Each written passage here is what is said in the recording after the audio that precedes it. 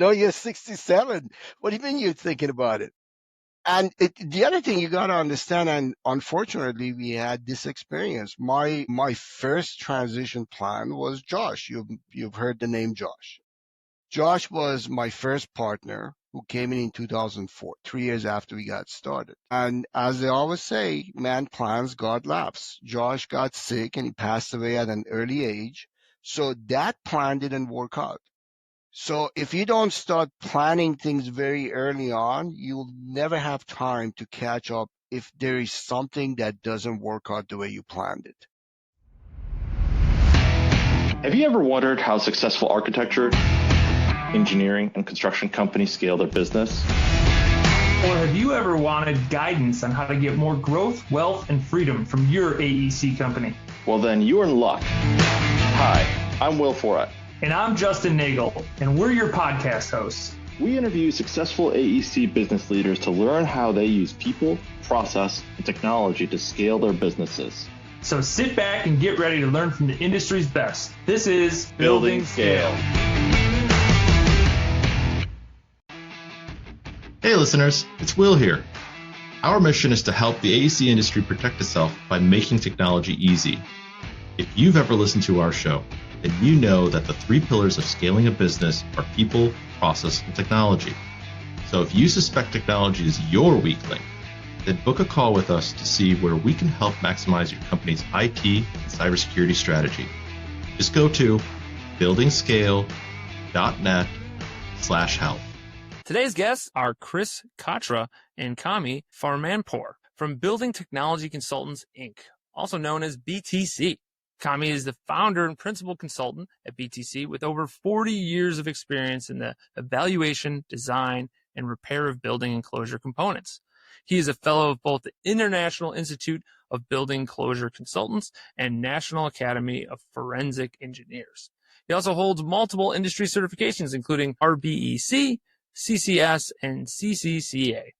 Kami is licensed in 23 states and has managed over 900 projects involving facades, roofing, and waterproofing systems on existing buildings. Chris is the managing principal at BTC with over 20 years of experience in structural evaluation, repair, and design.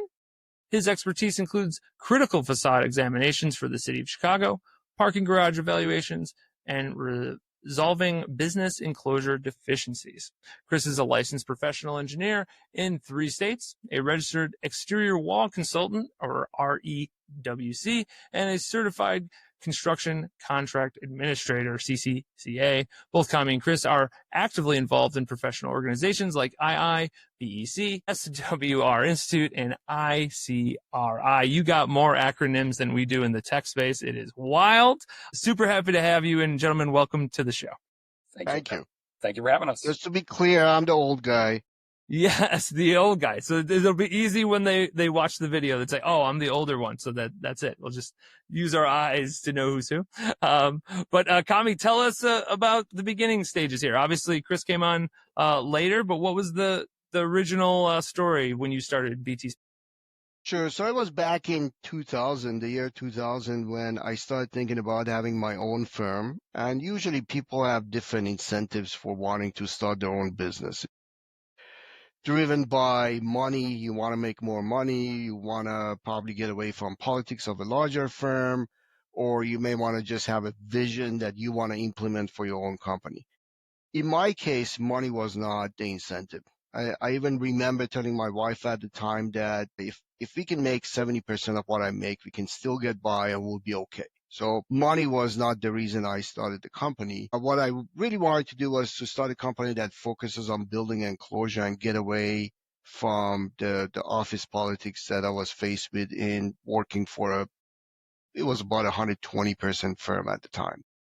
And I also wanted to be able to control the destiny of my career and be able to do whatever I wanted to do with my career and go to whatever seminars I wanted to go without having to get approval from somebody else. So that's how we got started. We got started in January of 2001 on the same day that George W. Bush was sworn in, actually.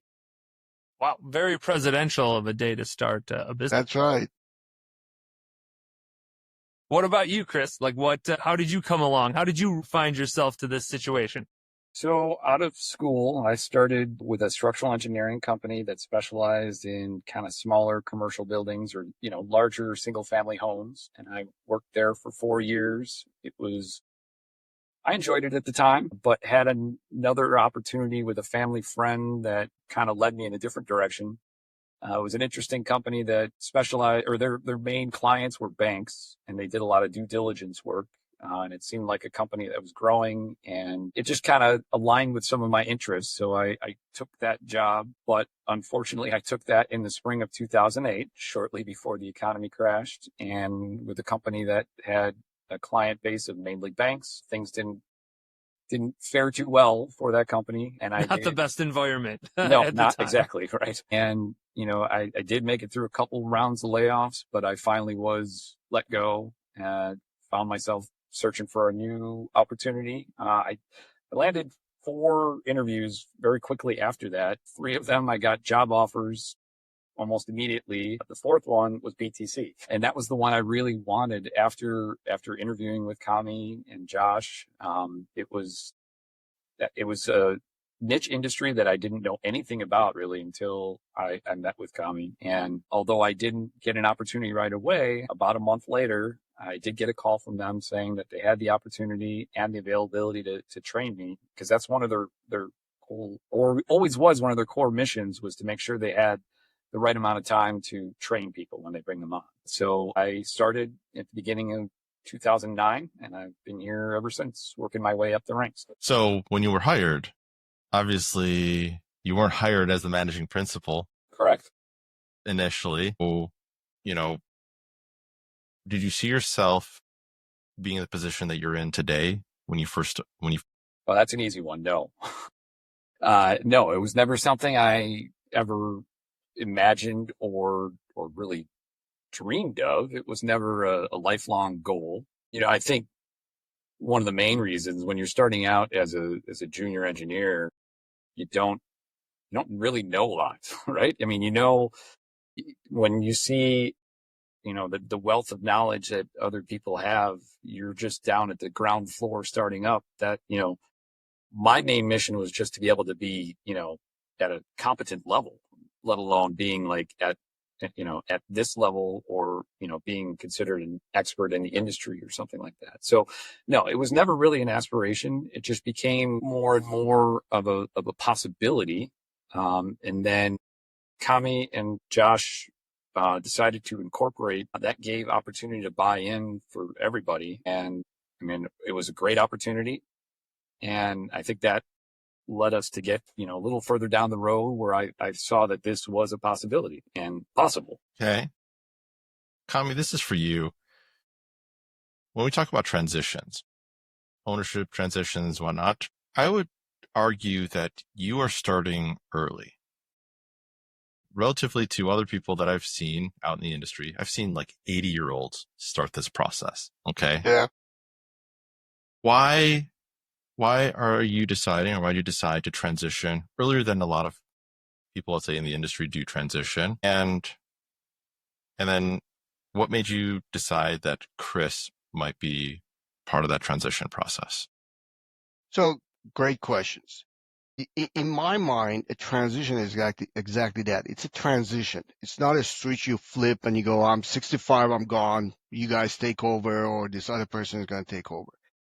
It's a very, very long process. You not only have to transition the business itself and the ownership of the business, you have to transition your clients. You have to transition the culture in the company. You have to, before you get to that point where you can transition ownership, you're going to have to develop interest. I mean, I just listened to Chris for the first time saying he originally had no interest in being an owner or didn't think about it. One question I always ask everybody we interviewed was, where do you see yourself 10 years from now? And I think of probably 75 people I've interviewed with that question. Maybe 2 or 3 of them have said 10 years from now, I want to be an owner. Very few of them would see themselves 10 years from now an owner. So it takes 10 years for you to not only instill the skills in them to be able to take over, but also instill the interest. It will take a long time for people to understand that boy, ownership could be fun. Ownership could be beneficial from a financial standpoint or from a career standpoint in general. It's a very, very long process. I always felt that if we didn't start transition when I was 50 years old, I was behind. And you're right. I talked to a lot of friends and business owners who are 65, 70 years old. I'm like, so what's your plan? They're like, well, we're thinking about it. I'm like, dude, it's too late. You're 67. What do you mean you're thinking about it? And the other thing you got to understand, and unfortunately, we had this experience. My first transition plan was Josh. You've heard the name Josh. Josh was my first partner who came in 2004, 3 years after we got started. And as they always say, man plans, God laughs. Josh got sick and he passed away at an early age. So that plan didn't work out. So if you don't start planning things very early on, you'll never have time to catch up if there is something that doesn't work out the way you planned it. You always have to start early so you can recover from any unexpected bumps and still make the plan work. I think one part, if I can add to that Kami's leaving off of that is, this was his baby. BTC was his creation, and he wanted to see that legacy live on. And I think his plan to do so was to make sure, he could hang around long enough to make sure that happens and that it continues along his vision instead of to, stop working immediately, like he said. So there's the idea of how transition works, and then there's how transition actually works. We laughed a little bit about this before. Can you both speak to this? I think you both have kind of perspectives on this. So, Kami, I'll let you start first, and then Chris, if you want to add, do your part. So, yeah, I think from my perspective, the first step towards transition is identifying those. Well, you got to decide whether you want to sell or you want to transition. A lot of people go the route of selling their business outright. And over the years, we were very successful. We had a good reputation for a small firm. So we would get calls all the time from bigger companies who said, we just want to buy. We decided very early on that's not the way to go for us, because I have seen far too many times where those, a bigger company comes in and buys you and they want to change your culture. They want to change the way you do everything, and things just don't work out that well. It would have been the easy way out for me to get money out of the company. But I think after that, I would have been miserable because I would see, as Chris said, my baby being handled the way I don't like to have it handled. So my decision was, we want to really transition from within. We want to create a culture where people can start buying in. And there was a number of reasons for it. Number one, it was a great way to retain people, right? People who came in here and said, boy, you're a small company, but this is the only company that I can actually become an owner in. It's a way for you to feel that you're part of the family, that you can share in the success of the company. So that was one benefit of doing transition from within. There were a number of other benefits for it too, but gradually we started to realize that, okay, we want to do it from within, and now you got to sell the idea to everybody, right? You got to make sure that people who just want to come to work 9 to 5 and go home and spend their weekends with their families and never have to worry about work, that they would see the benefit of ownership, because all they hear is ownership is a pain in the butt, right? So we started to come up with a number of different ways to show people how successful we were and allow them the opportunity to see for themselves that, gee, if I own 5% of the company, this is how much difference it's going to make in my bottom line. So transparency was the first thing we did. Well, we would have meetings every year at the end of the year, and we'll say, here are the numbers. This is how much we spend on rent. This is how much we spend on this, on that. And here's the profit that Josh and I took home. For two people, we probably took $1 million. There was one year we took $1 million home between the two of us.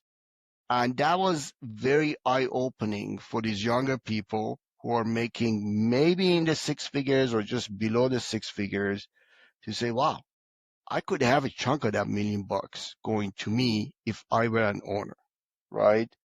So first you develop that interest in them, and then after that, you got to find a way to make it possible for them to buy it.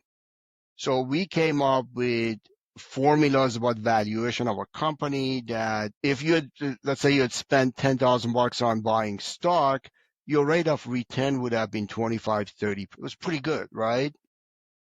So they would see the value of buying it. And you had to make it easier for them to do the first purchase because a lot of them are just not saving a lot of money. They're putting money into their 4Ks. They have young families. So we also came up with an initial stage of stock purchase where the stock prices were just like half of what they would typically be. So rate of return would be 60, 70%, and they just couldn't refuse it anymore. And there were a few people who just couldn't afford it, and we would help them out. We would finance it. Just for clarity's sake, okay, because you talked about multiple, employees. Is this an ESOP, or did you consider an ESOP? We did consider an ESOP. ESOPs would have been great for me and Josh at the time because of taxes and everything else. There were two reasons we didn't go for ESOP. Number one, ESOP meant the company would owe money, and we were financially very conservative. Everything we owned was paid for. We didn't want to owe money, right? And number two, ESOPs are complicated and expensive to implement. They work much better for probably 100 plus employees versus us who were 12, 13 employees. We were told by ESOP consultants that it would cost $200,000 to $300,000 to set it up. And then we would have to go out and get a loan from the bank to finance the ESOP, which meant the company would owe money. And we didn't want to do that. So what we did was just a straight purchase. We came up with, our lawyers wrote agreements for purchase of the shares. We didn't have different classifications of shareholders. So every shareholder had the same rights as I did, they would be entitled to the same dividends and the same benefits that everybody else was. We tried to keep it simple. I always believe in simplicity, especially for smaller companies. So you also mentioned one of the benefits or one of the things that drew you to opening up your own shop was the politics of a larger firm, just what that looks like. So you also were offering the fact that like, hey, you could be an owner, but you also are not dealing with that. Can you break down some of that for us? What is a big firm politics? What does that mean? What does that prevent you from doing as a leader? It's a good question. In a larger firm, I was part of a firm it was a wholly owned subsidiary of a nonprofit organization. Okay. So even though I was called a principal engineer, I was not an equity principal. I had no equity in the firm. A lot of other people were also principal engineers, but they had no equity in it. So the incentive level was different.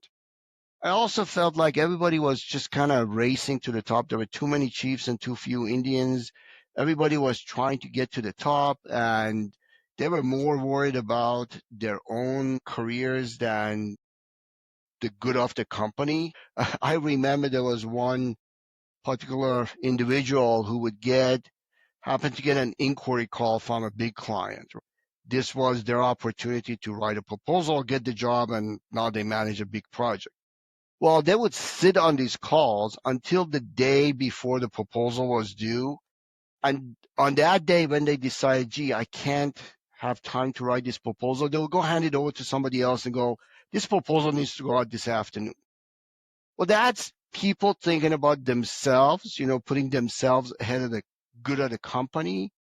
And I just hated that. I couldn't deal with that. And to that end, the culture we tried to create was we tried to incentivize company performance over purely individual performance. Obviously, we want to reward individual performance, but the good of the company overall was always given a big emphasis. So we always worked as a family, as a team. We have a saying, the greater good of the organization. Right.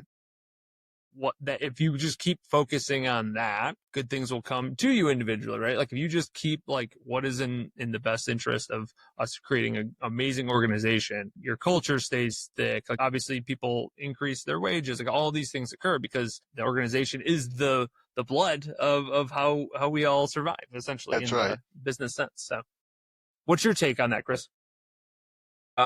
Well, so I would say, talking about the structure of large companies or something along those lines, one thing that really I thought set BTC apart from that concept is I feel like larger companies have a very set organizational structure, meaning you can't advance until there's a position available. Somebody clears out of that spot, then you can move into that. One of the philosophies of BTC is to really, if you're promoted on merit, not on what's available. And you work your way up based on what you've accomplished yourself and how the company is done. And if there wasn't a position necessarily defined, they would create a position. And we've maintained that process because, I think as we look at me coming into this role, my goal was to keep things the same. I very much I was drinking the Kool-Aid on how Kami and Josh put this together. And I thought it was a perfect system, not a perfect system, a great system that I wanted to keep going, not come in and just change. And I think other, larger corporate structures, there probably would not be that kind of opportunity. At least that's my perception of it. Got it. You didn't have to come and make the waves, right? Like you Right. can come and say like, what we got going on, it's pretty good. Well, like, it is. And let's obviously tinker with this and that, but like we got a good thing going. Let's keep it rolling. Exactly. It was not our intent to come in and, take a wrecking ball to it. It was to maintain it and, evolve where necessary, where the times require it, but maintain those same core values and keep going. Okay. So not ESOP, just to circle back around to the original topic. So not an ESOP. So would this be considered shareholder financing, essentially owner financing? Yes, it is. So we had a simple stock purchase that was financed by me personally with certain guarantees. And one of the conditions was I could work as long as I wanted to work, right? I couldn't be fired. That's an important part of the bylaws, by the way. That's right. But other than that, it's a relatively simple agreement. Yeah, we financed it over 10 years. I figured, I'd done my math and I figured if these people make as much money as we did, they're going to be able to pay the payments every year and still have money left over to enjoy their lives and, realize the benefits of ownership. Sure. Are you two the only leadership structure within BTC, or how does this? Well, so Kami, it takes a lot. Not leadership at all. Yeah, Kami does. He's only a part-time employee, technically. That's right. You just can't fire him. It's just part of the laws. Right. It takes a lot to fill Kami's shoes. And so really 4 of us were the ones that were coming up through the ranks to take over. And so really that ownership, there's still other smaller percentages, but really the 4 of us took over as, main owners, with the 3 of them voting me to be the managing principal in that regard. But yeah, by the way, they asked me, who would you appoint as the president? And I said, I don't want to get in the middle of that fight. You guys are going to have to decide amongst yourselves who's going to be the president. Boy, first major decision. Yeah. Turned out to be not a big deal at all, though. Honestly, the 4 of us work great together and we do divide and conquer. We each have kind of our avenues to focus on. So that way there's not just one person working on every aspect. I think we're able to divide and conquer and accomplish a lot that way. By the way, of those 4 people, 3 are the technical people like Chris and Mike Wisconsin and Charles Seidman. They are the technical consultants. And then the 4th person is the office manager. We hired an MBA about a year and a half before the transition, and she's been wonderful in just looking at the big picture and being able to be part of that management team and do it. Right. Well, with regard, sorry, I was going to say she's so much more than that. she wears many, many hats, and that's she's the glue that kind of keeps us together in that regard. We have a great relationship, and her and I bounce stuff off each other all the time. So, by the way, when it comes to making decisions, one of the things we did as part of the first stages of transition was Josh and I sat around and said, a manager we make so many stupid decisions every day, where are we going to have our office party next year? What are we going to get for holiday gifts? We came up with a list of 100 different decisions like that we have to make on a routine basis. And we divided it up amongst the staff. We said, you are going to have these, 15 different things you're going to have to decide on. Your responsibility. Just don't drive us bankrupt. Don't get us into a lawsuit. As long as you do that, you're fine. And we set some budgets for certain things.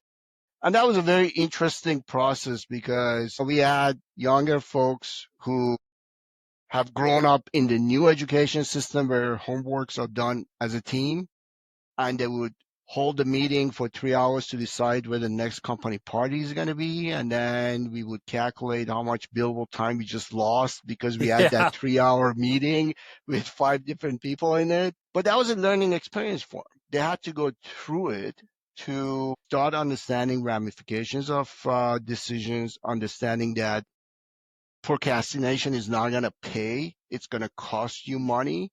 You're better off to just make a decision and go for it. And every once in a while, you make a wrong decision, but you can recover from it and keep the company moving. I mean, and time is a resource. That's a valuable lesson. Yep. Very much. Well, and we are in a service industry, right? We don't sell widgets. If you sell widgets, you can go golf half a day and come back and sell 1 million widgets in the afternoon, and you're still okay. We are in a service industry. We sell time and expertise. And there are only so many hours a week you could bill to your clients. If you're wasting that time making decisions on where to hold the next company party or what company gear you're going to buy next time, you're not going to be able to make money. Figuring out all the small decisions, and if they take a very long time, then that, you can't get the big things done. So it makes sense. That's right. But important to have the right people, right? Right people on the bus. What's y'all's philosophy on hiring? What does that look like? Is it we take them green and we build them into the ideal engineers that we want? Or is it the opposite? Like, no, we need to have somebody that has more chops to them already when they walk in the door. I'll tell you our first principle, and then I'll let Chris tell you where we hire these days. Our first principle was we hire when we have an opportunity to hire a good person, not when there's a job opening. We learned very quickly that when you're busy and you need more people, it's a wrong time to hire someone. Because when you're really busy, you don't have time to train them. So we weren't going to hire just because we need more bodies to do work. We decided we're going to hire if we find the right person. Even if we didn't have work for them, we would let them do different things around the office, go to meetings with other people so they could learn. But if we only hired when we were busy, we would have hired a lot of wrong people. And don't get me wrong, we've still done that. So that's our first part of our hiring process and our hiring philosophy. I'll let Chris talk about who we hire these days. Well, no, I was going to echo that, and I'm kind of case in point on that. I said I started in January 2009 when economy was down. That was not a great year for the company, but they hired me. They saw something in me that they thought it was worth the investment, and we've tried to carry that same philosophy all the way through. Where it's, we're not hiring just to hire; we're hiring people that fit. Right. And we'll weather a storm that if we're too busy, we'll find a way through it and not just add people to add people. That's exactly what Kami's talking about. We try to carry that same philosophy. As far as where we're finding that talent, it's been a challenge of late. And I don't know if we're, barking up the wrong tree or what the case might be, but, mid to high level people, we've had a lot of trouble securing those. So we've had a lot more success actually with younger, coming out of school and even actually interns. Several of them have actually stayed on and become full time. So I think that's been our best path right now. And I think one of the tricky things, especially when you're talking about, mid-level and higher level, and Kami would tell you this too, is that it's kind of hard to teach an old dog new tricks, right? And we have very specific ways on how to do things, on our writing skills. These are all the things that set us apart as experts in the industry. So to focus on those things is crucial. And so if somebody's used to a certain writing style or doing things a different way, it may be a big change for them to come here and learn those new ways and fit in the right way. It's not to say they can't, but I do wonder if that's why we're struggling with that, because we are a little bit picky in that regard. But like Kami said, we've been successful, so there's no reason to really change everything completely. But our best success has been through younger engineers coming right up.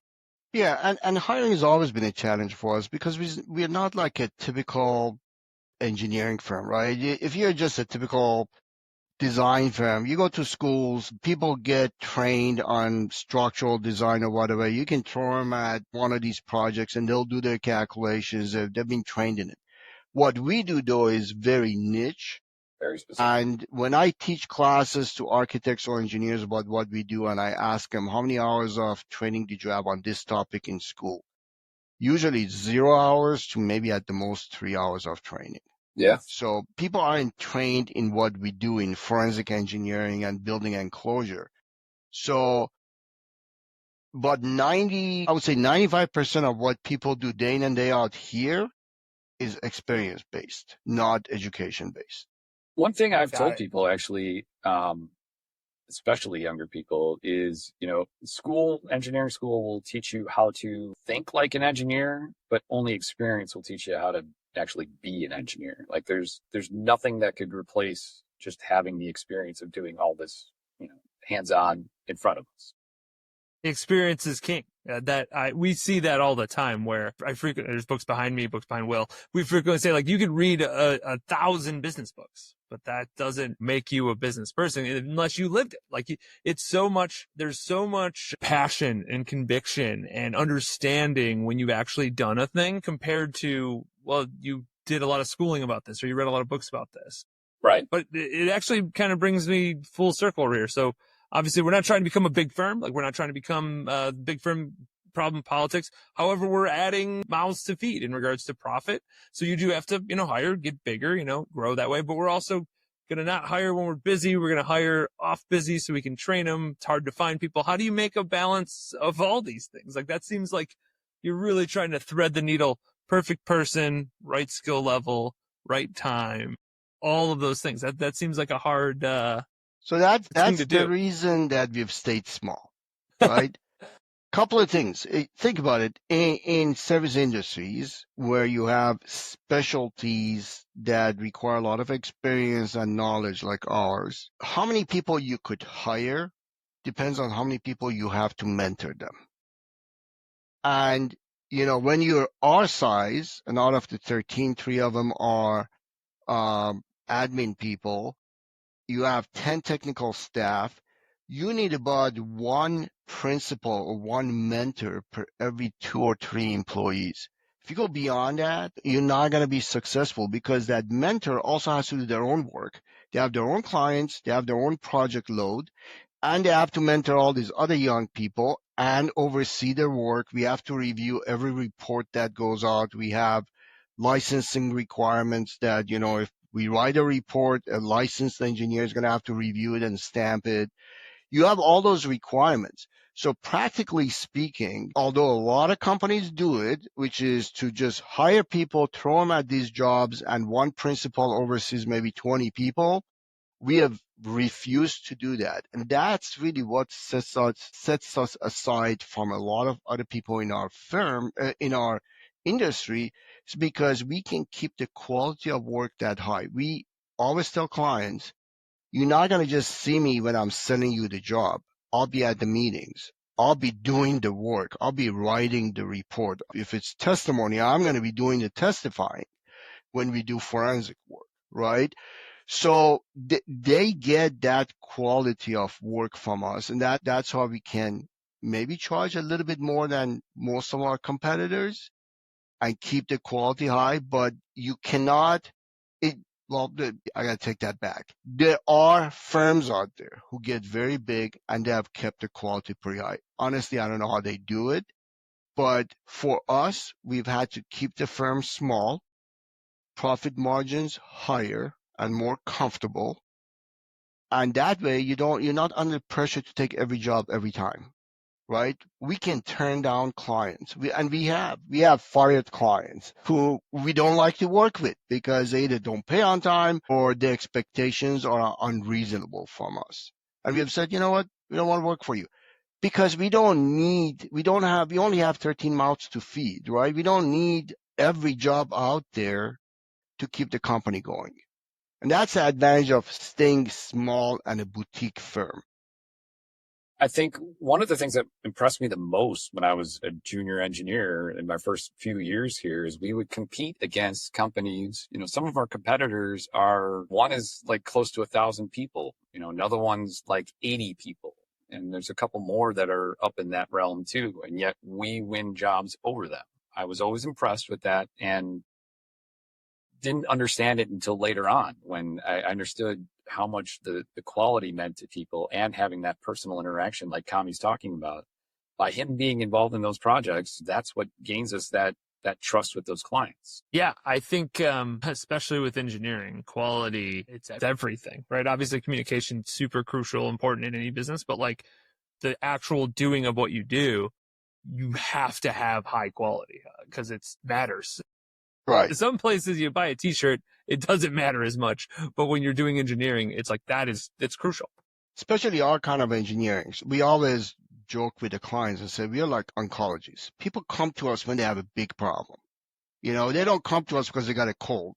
They usually go to this, to the other tier of consultants out there. We get a lot of jobs where they've already tried that and it didn't work. So it's second, third time around, their buildings had a problem and they've tried to fix it and it just didn't really quite get resolved. So they come to us.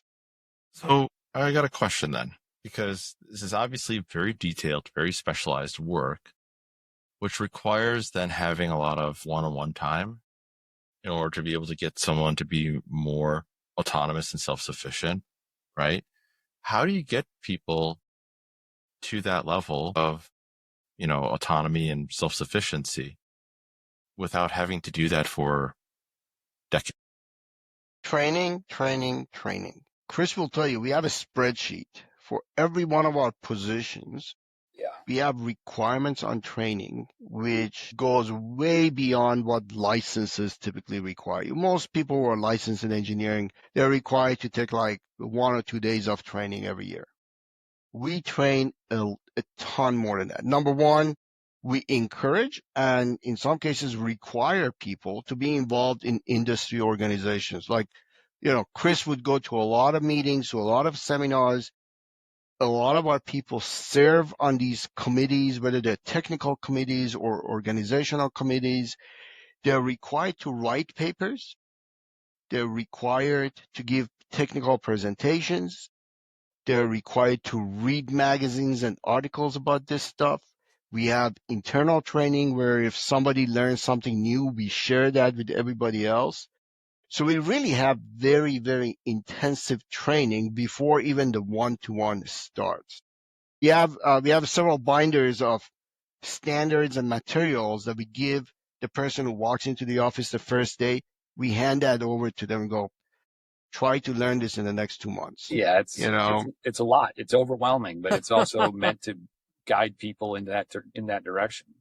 When you talk about at least, starting point, day one, we have an internal review process where I would write a report and, Kami would mark it up. And if you're familiar with track changes on Word, I would get something back that would have mostly red and very little black on it. So that was the story of my life, and all of us lived it. And we were like, man, we're never going to get this right. But it's more of a tough love approach where it's very specific on how we want to shape. It works. You know what? After a while, you read what Chris writes today and you read what I wrote, you can't tell who wrote them. But people do learn. These things, but it takes time. It just takes repetition. It takes time.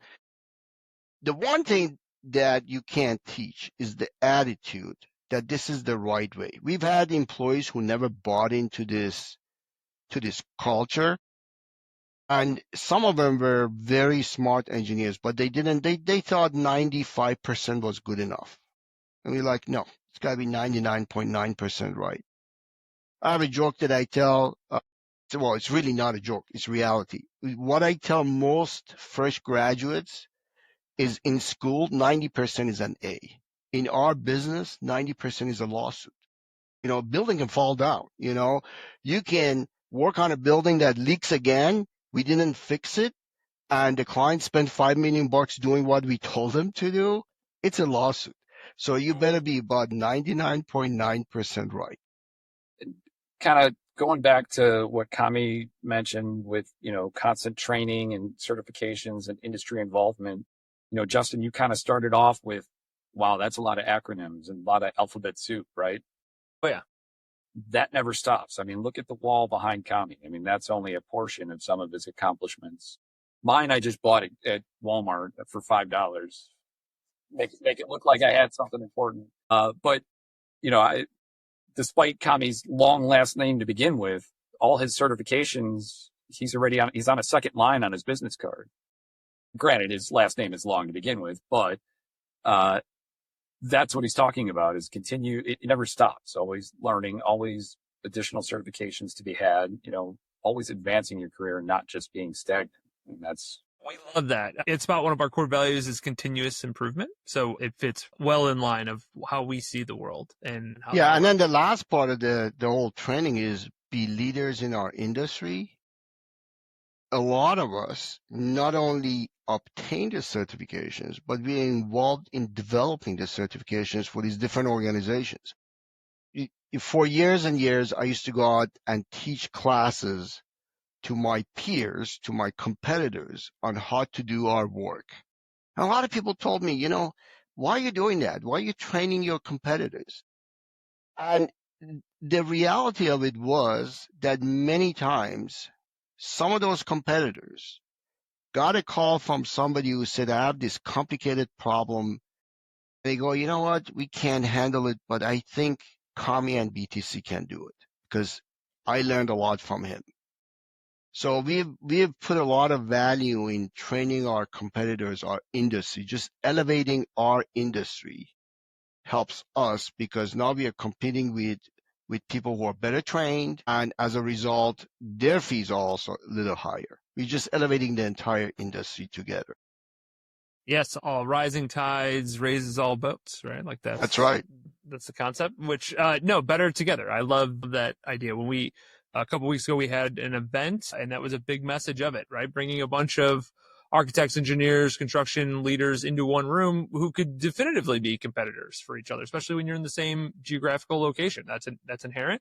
But the concept is like, yeah, but if you all get better, like if you all increase your level, you should see that at the bottom line. That is essentially, when you roll this out far enough, that's what occurs. Everybody gets a little bit more, which is amazing. So I want to go back for a quick second before we move forward. There was a portion that I kind of skipped, and I think I want to talk about that now because you talked a little bit about incentives and also shareholdership. And there's a concept that I'm hoping that we kind of cover, which is how do you measure, right, how well, let's say, leadership is doing in their roles, right? How do you measure that? And do you have metrics? Like, are you more of a metric driven or gut driven decision making, or the combination of both? How do you do? I can tell you my perspective. I'm an old-fashioned business person, and for a small firm, keep in mind our philosophy is I'm involved in a lot of projects. I work one-to-one with a lot of people in the office. When you run your business that way, you intuitively will know or subjectively will know how everybody is doing. So that kind of a gut feeling and that kind of a read on what the company is doing is a lot more valuable than any metric you could have, because you can pick out things that metrics typically don't pick out. Metrics will tell you how profitable you are, how much backlog you got, this and that. But in our business, we always say the goodwill of the company, the reputation is the most valuable thing we have. And we still haven't found a good metrics to measure that. So there are things you're going to have to intuitively understand about your business that I don't think the metrics can easily measure. Now, I'm sure somebody's going to come up with some AI model to do it down the line. But for a small company, for us, it's been a lot of subjective stuff. We have tried to bring in metrics a lot more into measuring performance. We have always tried to ask employees how they feel about management, what they would do differently. And one of the comments I always used to get is, he doesn't communicate enough because I'm just short. I don't have time, right? Not enough time with us, or they don't say thank you enough. Those are the two common things. Chris, what's your perspective on metrics and how management success is measured? Well, I mean, we are incorporating metrics more to get a gauge on what some of that activity translates to. Sometimes there's a disconnect.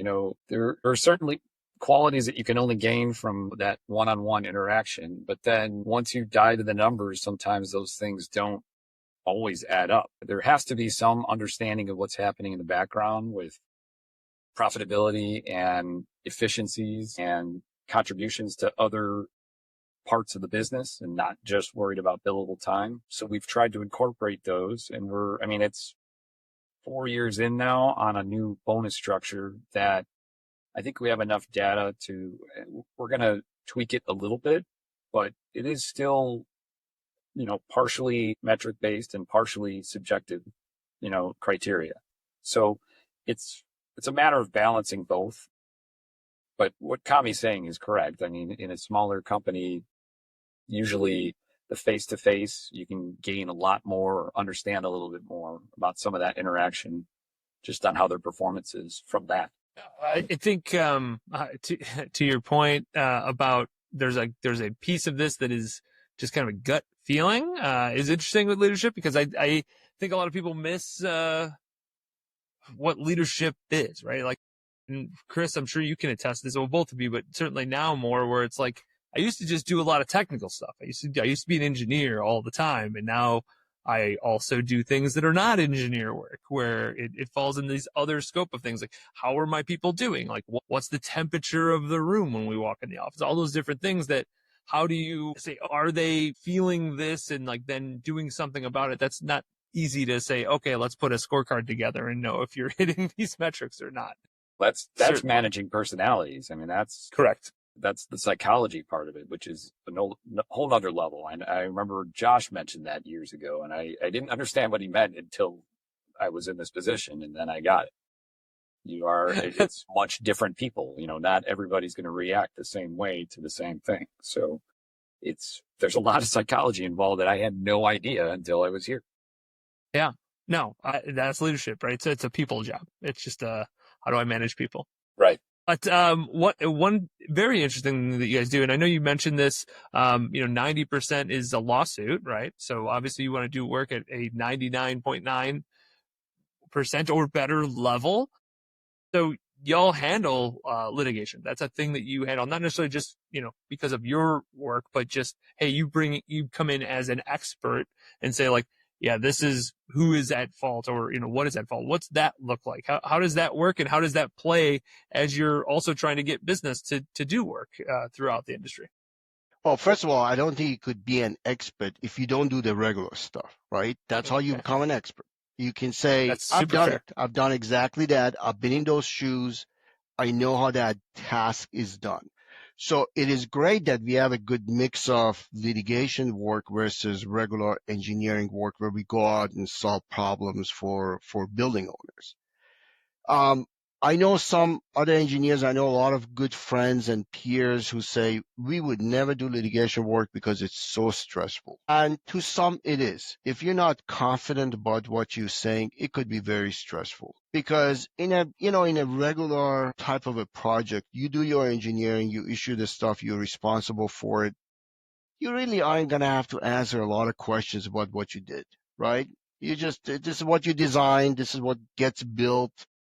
The contractor might ask a few questions here and then. You tell them this is the way it is, just do it, right? In litigation, it's not like that. You'll say something, and I guarantee you there are 10 other lawyers and 10 other experts who say, oh, no, that's wrong. Here's why you were wrong. And now you have to justify your answer, and you have to prove to them that what you said isn't just BS. It's not speculation, that you have a good reason to prove what you said is correct. And that's what really hones your skills very well. It's amazing how many standards, even to this day, I still remember certain standard numbers or certain standards because I've had to read the whole thing to make sure that when I say they violated this standard, they did violate that standard. You learn so much more by doing these high stress litigation projects because 99.9% isn't enough. It's got to be 100%, right? Yep. You took me back to my days of when I was in a classroom, and now I realized I connected the dots between proofs and proving why you had to do that. I totally just connected the dots just now after 2 decades of being out of school. Well, look at that. More lessons taught by Kami. Look at that. Yeah. We'll send you an invoice for that. Well, look, gentlemen, it's been awesome speaking to the both of you, which means that we've come down to our last question. So we'll start with Chris and then go to Kami. So Chris first. If you're to go back 20 years, what advice would you give yourself? What would you tell yourself? It's always a great question. Everybody has some missteps along the way. And I don't know that I necessarily had mistakes or chose the wrong paths or would do it differently if I had an opportunity to do so, because I think all those were great experiences. Whether it was, I didn't even mention it at the start, but I actually started out in an architecture program in school, and due to a combination of, immaturity and inability to handle the subjectivity of an architecture program, I had to it was a do-over. I had to start. I came back home and then regrouped and then went to Milwaukee School of Engineering for an architectural engineering degree. It was a big switch. Yeah, that was a mistake to start off, but I don't know that I would go back and trade that. I think it was a good experience. There's certainly some things that, that was a big financial burden on me because my school was going to be paid for. And then my parents said, nope, you're on your own now. So that was a huge learning lesson. And certainly financially, had I known that ahead of time, I probably would have approached it a little bit differently. But again, I think they were all important steps in getting me to where I am now. But I would say if there's one thing that I would tell myself 20 years ago or even longer is read more. Believe it or not, I think that's one of the things that would have helped me a lot longer. Helped me quicker along the way because I still to this day don't love reading. I obviously read to do what I need to do, but I look at my kids and they can't put a book down. I have to fight them to go to bed because they want to keep reading their book. And that's a quality I've never had. I think had I instilled that in myself a long time ago, I think I'd be a lot better off and I probably would have gotten to this point a little bit quicker. Very interesting. That's a very unique answer. I love that. Thank you. And Kami, what about you? If you were to go back 20 years, what would you tell yourself? What advice would you give to yourself? I think things have turned out okay, but the one thing I would probably advise myself not to do anymore is worry. The first 15 years in this position, I worried all the time. We always were profitable. We always made great money, but I still worried about it. I still worried about where the next project came from, worried about whether this client is going to be unhappy, worried about whether this employee was going to leave or not. If I look back and I had to learn or give myself an advice or learn not to do something, would be to worry all the time, because that really chisels on your happiness quite a bit. Don't get me wrong. This has been just the experience of a lifetime, creating a company and see it flourish and now it transition to a new generation. But I remember a lot of nights laying in bed worrying about different things. And in retrospect, a lot of them just worked out. Well, those are some great insights. I love that, especially now going through transition, right? I love that perspective. So thank you for sharing. Justin? Yeah. I don't know if I'm more blown away of the worry, because obviously it's natural owner. That's very natural, but we've not heard that. Like, don't worry. Like it's going to be okay. You're going to be good. Or that Chris was, a rebellious 18-year-old. That also is, for me, is from what I know of you, that is like so far from my imagination. So it's amazing to hear that. Oh no, there was a whole. Well, that's good. Then I apparently life. have corrected that somehow. Yes, course corrected for sure. I'm going to throw all your social media and all that fun stuff in the show notes. But if somebody wanted to get a hold of you, what would be the best way for them to do that? Visit w.btc.expert. Both of our contact information is under the Teams tab, right? You have our emails and everything else. And LinkedIn is a great way as well. I try to be a lot more active on there, but I could certainly do a better job. So if more people are reaching out, it gives me more excuse to go on there, I suppose. There you go. And once this episode's released, you'll have tons of content to push out to your network. So everybody will be reaching out. Thank you. Awesome. Yeah, no, for sure. That's all for us. Is there anything else you want to say to the people before we say goodbye? Nope. I think so. I think we've covered a lot. Cool. This was a blast, as Will had mentioned. And until next time, adios. Adios. All right. Bye. Thanks for listening to Building Scale. To help us reach even more people, please share this episode with a friend, a colleague, or on social media. Remember, the 3 pillars of scaling a business are people, process, and technology. And our mission is to help the AEC industry protect itself by making technology easy.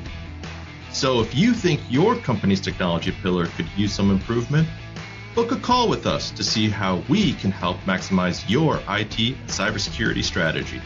Just go to buildingscale.net/help.